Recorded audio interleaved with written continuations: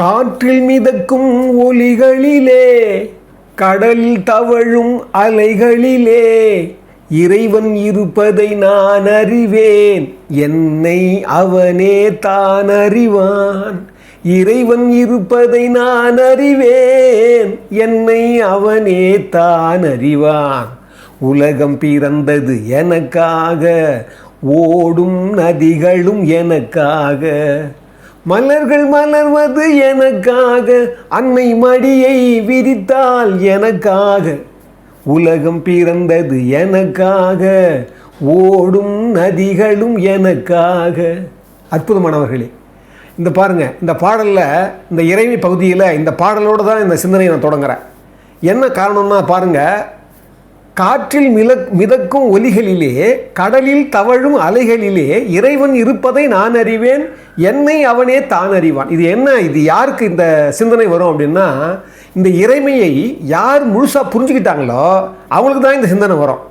கவிரசர் கண்ணதாசன் சும்மா எல்லாம் மது குடித்தார், அவர் போதை ஊசி போட்டுக்கிறார், சும்மா எல்லாம் சொல்லலை. அவர் என்ன செய்கிறாரு, கண்ணதாசன்கிற நினைப்பை இழக்கிறார். அவர் முழுமையில் லயிக்கிறார். அந்த முழுமையை லயிக்கிறதுக்காக ஒரு எக்ஸப்ஷன் அவர். அதனால தான் நீங்கள் பார்த்தீங்கன்னா மகாகவி பாரதி கூட அபிநயம் யூஸ் பண்ணார், கஞ்சாவை யூஸ் பண்ணாருன்னு சொல்லுவாங்க. என்ன காரணம்னா, இறைமையை உணர்ந்ததால் அவங்க என்ன பண்ணுறாங்க, தன்னிலையை மறக்கணும்னு நினைக்கிறாங்க. அதுதான் அவங்க சூட்சுமம். இங்கே பாருங்கள், அவர் சொல்கிறாரு, உலகம் பிறந்தது எனக்காக, ஓடும் நதிகளும் எனக்காக, மலர்கள் மலர்வது எனக்காக, அன்னை மடியை விரித்தால் எனக்காக அப்படின்னு ஏன் சொன்னார்னா, அவர் அந்த முழுமையை புரிஞ்சுக்கிட்டாரு, அந்த இறைமையை புரிஞ்சுக்கிட்டாரு. நான் ஏற்கனவே சொன்னேன் இல்லையா, இறைமை என்பது இந்த முழுமையை உணர்வது தான். நான் ஏற்கனவே கூட ஒரு பதிவில் சொல்லியிருக்கிறேன். அதாவது லோன்லினஸ்ங்கிறது வேற, அலோன்னஸ்ங்கிறது வேற, அது இல்லாமல் எம்ப்டினஸ்ங்கிறது வேற. வெறுமை என்பது வேறு, தனிமை என்பது வேறு. அது இல்லாமல் நாம் ஒரு லோன்லினஸ்ன்றது தனிமை, அலோன்லினஸ்ன்றது ஒருமை. அது ஞாபகம் வச்சுக்கணும். அலோன்லினஸ்னால் நீ தனிமையாக இருக்குன்னு நினைக்கிறது தனிமை, நீங்கள் ஒருமையாக இருக்குன்னு நினைக்கிறது தான் அலோன்லினஸ். அது நீங்கள் என்ன பண்ணணும், நீங்கள் அதை முழுமையை புரிய புரிய புரிய என்ன ஆகும், உங்களுக்கு இந்த இறைமையை புரிய ஆரம்பிச்சிடும். அதுதான் இந்த இறைமை பகுதியை நான் நெடுநாட்களாக பதிவு செய்யலை. நான் வேறு அந்த தமிழ் தீயில் நிறைய விஷயங்கள் சொல்கிறதால இதில் சொல்ல முடியல. அதனால தான் நான் இதுலேயும் நான் அதை மறுபடியும் கொண்டு வரேன். முதல் விஷயம் நம்ம புரிஞ்சிக்க வேண்டியது, மனிதன் இந்த இறை லயத்தை புரிஞ்சுக்கிட்டான்னா அவன் ஒரு புனித பயணமாக இந்த வாழ்க்கையை கருதுவான். அது புரியாதால் தான் அவன் நிறைய மண்டி கிடக்கிற துன்பங்கள்லையும் துக்கங்களிலேயே லயிக்கிறான். அப்போ என்னென்னா, இந்த எல்லையில்லாத இந்த இறைமையை நாம் வரையறுக்க முடியாது.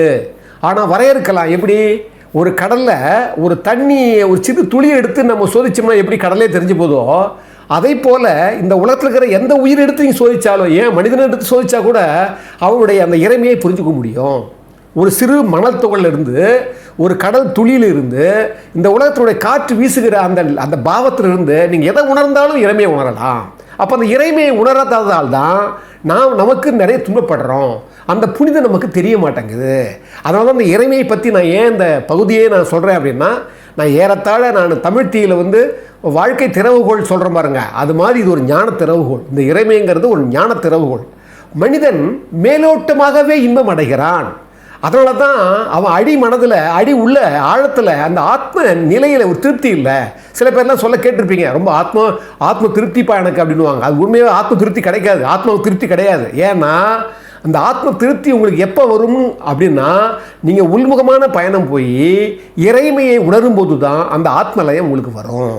அது வராத வரைக்கும், அது உங்களுக்கு தொடாத வரைக்கும் உங்களுக்கு அந்த இறைலயத்தை பற்றி உங்களுக்கு புரிய முடியாது. அதனால தான் போதை வஸ்துக்களாகவே மனிதன் ஆடுறான், எப்போவுமே போதையிலே இருக்க ஆசைப்படுறான். என்ன காரணம்னா, தன்னை மறக்கிற நிலையில தான் கொஞ்சமாவது சந்தோஷம் இருக்குதுன்னு நினைக்கிறான். அதனால தான் இந்த உலகத்தில் இவ்வளோ போதை மருந்திலிருந்து, போதை ஊசியிலிருந்து, எவ்வளவோ டாஸ்மாக்லேருந்து, எவ்வளவோ கள்ளச்சாராயமிலேருந்து எல்லாம் ஏன் ஓடுறாங்கன்னா, இந்த உலகத்தினுடைய வெப்பமாக அவன் கருதுறான். இந்த உலகத்தினுடைய வெப்பத்தை நீங்கள் தணிக்கிறதுக்கு என்ன பண்ணணும், வெளியே தணிக்க முடியாது.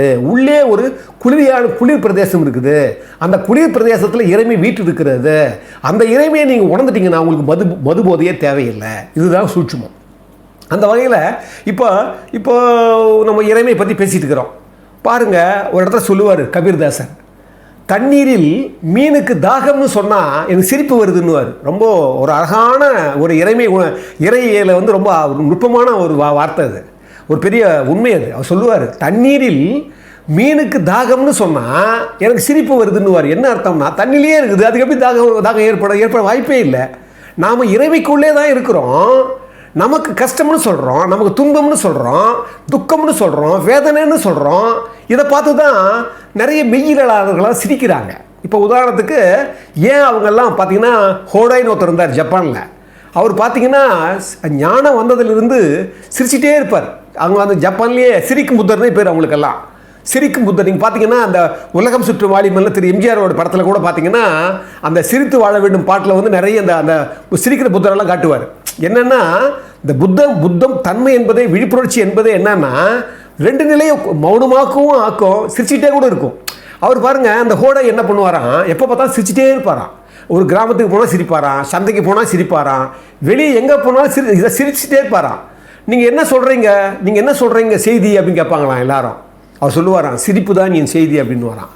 எதுக்கு சிரிக்கிறீங்கன்னு கேட்பாங்களாம் அவங்கெல்லாம். அது சொல்லுவாராம் உங்களை பார்த்தாலும் சிரிக்கிறேன், நீங்கள் மனிதனுடைய நகைப்புக்கிடமான செயல்களை பார்த்து தான் சிரிக்கிறேன் அப்படின்னு வரான். என்னன்னா சந்தோஷமாக இருக்க வேண்டிய இறைமையை பற்றி புரிஞ்சுக்கிட்டு சந்தோஷமாக இருக்க வேண்டிய மனிதன் இறைமையை பற்றி புரியாததால் தான் அவன் துக்கமாக இருக்கிறான், துன்பமாக இருக்கிறான், தொல்லையே நம்ம வாழ்க்கைன்னு நினைக்கிறான்.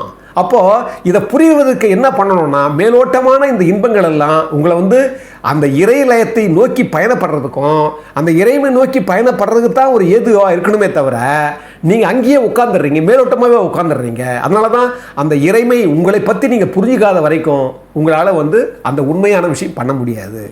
ஏன் உங்களை பற்றி உங்களால் புரிஞ்சிக்க முடியல? அங்கே தான் வந்து செயற்கையான தனங்கள் உங்களுடைய மாசு மருவமற்ற நம்முடைய ஆத்ம ஜீவனில் நம்ம செயற்கையான இந்த உலக செயல்களெல்லாம் அப்படியே நமக்கு வந்து படிஞ்சு நிற்குது. அதை விளக்க மாட்டேங்கிறோம், அதை விளக்குறதுக்கே நம்ம முயற்சி பண்ண மாட்டேன்றோம். இன்னும் சொல்ல போனால் அந்த உள்ள ஒரு ஆத்ம நிலை இருக்குது பாருங்கள், அந்த இறை தன்மை அது வெளியே இருக்குது, நம்ம கருதுறோம் வெளியும் இருக்குது. ஆனால் அந்த அக உணர்வும் புற உணர்வும் சேர்ந்து தொடர்பு இருக்குது அப்படிங்கிற ஞானம் நமக்கு வர்றது கிடையாது. நான் என்ன சொல்கிறேன், இங்கே மட்டுமே இல்லை, ஆனால் இங்கே நீங்கள் பார்த்தா தான் வெளியே பார்க்க முடியும். இதைத்தான் எல்லாரும் சொல்கிறாங்க. நீங்கள் வெளியே பார்த்தீங்கன்னா தேடி கடைசியில் சோறு அடைஞ்சி அதுக்கப்புறம் இங்கே வரணும். அப்படி வர்றதுக்கு நீங்கள் என்ன பண்ணணும், ரொம்ப காலமாகும், ரொம்ப ரொம்ப ரொம்ப வாழ்க்கை போயிட்டே இருக்கும். அதுதான் என்ன சொல்கிறாங்க, சுலபமாக நீங்கள் இங்கே புரிஞ்சுக்குங்க.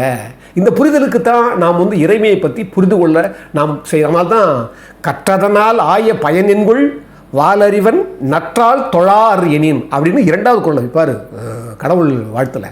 ரொம்ப முக்கியமான குறள் அது. என்னென்னா கற்றதனால் பயனா வெளியே கற்றுக்கிறதுல ஒன்றுமே பெரிய உங்களுக்கெல்லாம் இந்த கல்வியில் உங்களுக்கு பெருசாகலாம் உங்களுக்கு ஈடுபாடு கிடைக்காது. கல்வியில் உங்களுக்கெல்லாம் பெரிய ஒரு காசு சம்பாதிக்கிறவங்க எத்தனை பேர் இங்கே சந்தோஷமாக இருக்காங்க பார்க்குறீங்கள? இந்த உலக செய்தி பத்திரிக்கை எடுத்தாவே எத்தனை பைத்தியக்காரனுங்க இருக்கிறானுங்க, எத்தனை ஒரு மோசமான கொலையாளிகள் இருக்கிறாங்க, எத்தனை சர்வாதிகாரிகள் இருக்கிறாங்க, எத்தனை பித்து பிடிச்சவங்க இருக்கிறாங்கன்னு இந்த செய்தி பத்திரிக்கை படித்தாவே உங்களுக்கு தெரியும். என்ன காரணம்னா புரிய வேண்டியதை அவர் புரிந்து கொள்ளவில்லை. உள்ளே பயணப்படப்பட்டாதான் அது புரியும். நீங்கள் வெளிமுகமாகவே வாழ்ந்துட்டு வெளிமுகம் ஒன்றுமே தெரியாமல் என்னவோ கண்டதே காட்சி கொண்டதே கோலம்னு போயிட்டு இருக்கிறோம். அப்போ அவர் என்ன சொல்கிறாரு, கற்றதனால் ஆய பயன் என்கொள். ஒரு பயனும் கிடையாது. வாலறிவன் தூய அறிவினன், எங்க தூய அறிவினன் வெளியே இல்லை, தூய அறிவினன் நற்றால் தொழார் எனின் அப்படின்னா உங்களையே உங்களுக்குள்ளே இருக்கிற அந்த தெய்வத்தையே உங்களுக்குள்ளே இருக்கிற இறைமையே நீங்கள் வணங்கணும். அப்படி வணங்கன்னா அதை முதல்ல புரிஞ்சுக்கணும். அதை புரியுதுக்கு என்ன பண்ணணும், வெட்டணும். அதனால தான் இந்த உலகத்தில் பிரபஞ்சத்தையே என்ன சொல்லுவாங்கன்னா தாயாக கருதுவாங்க. நம்ம கீழே நாடுகளெல்லாம் என்ன பண்ணுவாங்கன்னா சூரியனை, சந்திரனை, வானத்தை, நிலம் எல்லாத்தையும் நீங்கள் பாருங்கள். எல்லாத்தையுமே நம்ம வந்து கீழே நாடுகளெல்லாம் என்ன பண்ணுவாங்க, இறைமையை இயற்கை பொருள்களெல்லாம் இறைமை ஆக்கிட்டாங்க. ஏன்னா பிரபஞ்சம் என்பது தாய்மையானது. அதனால தான் வெளிநாடுகளெல்லாம் நீங்கள் வெளி உலகமெல்லாம் என்ன சொல்லுவாங்கன்னா இறைவனை பிதான்னு சொல்கிறாங்க. ஆனால் கீழே நாடுகளெல்லாம் மாதான்னு தான் சொல்லுவாங்க. ஏன்னா ஒரு குழந்தை எப்படி ஒரு குழந்தை துன்பப்படும் போது தாய் துன்பப்படுகிறாளோ, ஒரு குழந்தை இன்பமாகிற போது எப்படி தாய் இன்பமாக இருக்கிறாளோ, ஒரு குழந்தை எப்படி நோயாக இருக்கிற போது தாய் நோயாக தன்னை உணர்றாளோ, அதை போலவே இந்த பிரபஞ்சம் நீங்கள் சந்தோஷப்பட்டீங்கன்னா சந்தோஷப்படுது, நீங்கள் துக்கப்பட்டீங்கன்னா துக்கப்படுது. அப்போ அதே மாதிரி நீங்கள் ஒரு மிக நல்லவனாக வரணும்னு நீங்கள் நினைக்கிற போது உங்கள் வல்லவனாக ஆக்கிறதுக்கு வழி அமைக்குது. அதே போல் நீங்கள் நல்லவனாக ஆக தேவையில்லை, நான் பரவாயில்ல இது கிடைச்சா போதும்னு நீங்கள் கெட்டவனாக மாற போகும்போது அது கெட்டவனாகவும் உருவாக்குது. அப்போ என்ன பண்ணுறதுன்னா இந்த பிரபஞ்சம் என்ன செய்கிறது, நீங்கள் எவ்வளவு கொஞ்சம் வச்சுருக்கீங்களோ உண்மையான உள்ளத்தில் என்ன வச்சுருக்கீங்களோ அந்த எண்ணத்தை பரிமாணம் ஆக்குகிறது. இதுதான் இறைவனுடைய பெரிய சூட்சுமம். அப்போ என்ன சொல்கிறாங்க, அதே இறைமை இந்த சூட்சுமத்தை நீங்கள் புரிஞ்சுக்க என்ன ஆகுது, வாழ்க்கை லேசாக மாறிவிடுகிறது. அதனால தான் வாழ்க்கையை பற்றி சொல்லும்போதோ, இல்லை இறைமை பற்றி பேசும்போதோ, இல்லை அன்பை பற்றி பேசும்போதோ, கடவுளை பற்றி பேசும்போதோ நீங்கள் எல்லாமே ஒரு சொல் குறித்த பொருள்கள் தான் இதெல்லாம். அதனால தான் 36வது அதிகாரம் மெய் உணர்தலை விற்பார் ஐயா. பொருள் அல்லவற்றை பொருளென்று உணரும் மருளானாம் மானா பிறப்புன்னுவார். அதாவது இந்த ஒரு பொருள் இல்லாத இந்த வெளி உலகத்தை சார்ந்த இந்த வாழ்க்கையை வேணும் தான், ஆனால் அந்த வாழ்க்கையை நீங்கள் என்ன பண்ணுறீங்க, அதுவே வாழ்க்கைன்னு நினச்சிக்கிட்டு மருளானா மானா பிறப்புன்றார். அதாவது இருள் தன்மை கொண்ட ஒரு அறிவில் தான் நம்ம வாழ்ந்துக்கிட்டு இருக்கிறோம். நம்ம மெய்யை உணரவே இல்லை. இந்த மெய்யை உணர்வதற்காகத்தான் இந்த இறைமை பகுதியை நான் இவ்வளோ சொல்லிட்டு இருக்கேன். அதனால தான் அந்த முதல் நான் ஆரம்பித்தேன் பார்த்தீங்களா, காற்றில் மிதக்கும் ஒலிகளிலேனா, காற்றில் மிதக்கும் ஒலிகளிலேனா காற்றில் ஒரு ஒலி வருது பாருங்கள், அந்த ஒலிக்கு என்ன அடையாளம் இருக்குது, அந்த காற்றுக்கு என்ன அடையாளம் இருக்குது. அதே போல் கடலில் தவழும் அலைகளிலே, அந்த அலைகள் தான் பார்க்கறது தான் அலையாக இருக்குது, தனி பேர் கிடையாது, தண்ணி தான் அது, ஒரு தோற்றம் தான் அது. அப்போ நாம் எதையுமே நாம் உள்ளார்ந்து உள்ளே போக போக போக போக எப்படி புரிபடுகிறதோ அதை போல தான் இறைமையும் புரிபடுகிறது. என்ன பிரச்சனைன்னா, மீனை தூக்கி வெளியே கடலில் தூக்கி போட்டால் வெளியே தர இருக்குதுன்னு தெரியும். ஆனால் நம்ம எங்கே தூக்கி போட்டாலும் இந்த உலகத்தில் நமக்கு தனியாக பிரித்து போகவே முடியாது. அந்த பிரித்து போக முடியாததால் தான் மனிதன் இறைமையை கண்டுகொள்ள முடியாமலேயே தவிக்கிறான். அவன் என்ன பண்ணுறான், எங்கிருந்து வந்தோம்னு தெரியல, எங்கே போக போகிறோம்னு தெரியல, என்ன பண்ணிகிட்டு இருக்கோம்னு தெரியல. அப்போ அந்த இறைமை உணர்வை அவன் என்ன செய்கிறான், கடைசியில் இந்த ஈசா கதையில் வர மாதிரி, சீச்சி இந்த பழம் புளிக்கணும் பாரு நரி, ஒரு நரிக்கதை சொன்னோம் பார்த்தீங்களா, ஒரு நரிக்கை சொல்லுவாங்க. ஒரு தோட்டத்தில் ஒரு வழியாக போயிட்டு இருந்தது, பார்த்தா ஒரு திராட்சை தோட்டம் இருந்தது, சின்ன வயசில் படிச்சது அதெல்லாம். திராட்சை தோட்டத்தில் வந்து தொங்கிட்டு இருந்தது, எட்டி பார்த்துச்சு நரி. கடைசியில் அது அதனால் அது எட்ட முடியல, சீச்சி இந்த பழம் புளிக்குன்னு சொன்ன மாதிரி நம்ம என்ன பண்ணுறோம், அந்த வாழ்க்கையை முயன்று பார்த்து இப்படி வந்துடணும் அப்படி வந்துடணும், அதை பண்ணணும் இதை பண்ணணும் பார்த்து கடைசியில் நம்ம என்ன பண்ணுறோம், இந்த உலகமே தப்பானது, இந்த உலக வாழ்க்கையே நியதியற்றது, இந்த உலக வாழ்க்கையே அறம் இல்லாததுன்னு சொல்லி என்ன பண்ணுறோம், அந்த உண்மையான அறத்தையும் உண்மையான இறைமையையும் நான் புரிந்து கொள்ளவில்லை.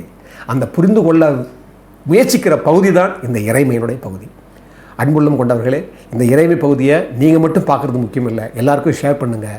நீங்கள் சப்ஸ்கிரைப் வரையும் பண்ணலாம், சப்ஸ்கிரைப் பண்ணுங்கள். ரெண்டாவது, இதை வந்து லைக் பண்ண உங்களுக்கு பிடிச்சிருந்தா லைக் பண்ணுங்கள். ஏன்னா இது ஒரு முக்கியமான ஒரு பகுதியாக நான் கருதுகிறேன். இந்த மாதிரி ஒரு சிந்தனைகளும் இந்த மாதிரி உண்மை தான் நமக்கு வந்து வளர சமூகத்துக்கு இது முக்கியமாக இருக்குன்னு சொல்லி இந்த அற்புதமான இந்த சிந்தனையை உங்கள் கூட நான் பகிரும்போது எனக்கு எப்படி சந்தோஷம் வந்ததோ அதை போலவே உங்களுக்கும் சந்தோஷம் கொடுக்குறோன்னு எதிலும் வல்ல இயற்கையை, இறைமையை நான் பிரார்த்திக்கிறேன்.